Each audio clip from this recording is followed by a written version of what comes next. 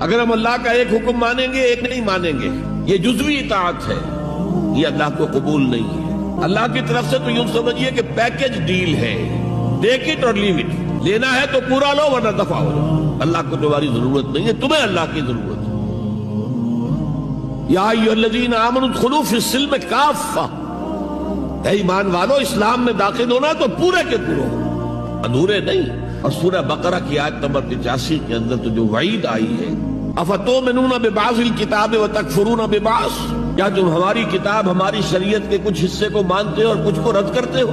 तो जो कोई भी तुम में से ये रविश इख्तियार करेंगे, उनकी कोई सदा इसके सिवा नहीं है कि दुनिया में जलीलो खार कर दिए जाए और क़यामत के दिन युरद्दूना इला अशद्दिल अज़ाब, शदीद तरीन अज़ाब में झोंक दिए जाए। वमल्लाहु बिगाफिलिन अम्मा तामलून, अल्लाह गाफिल नहीं है, बेखबर नहीं है, लाइल नहीं है उससे कि जो तुम कर रहे हो।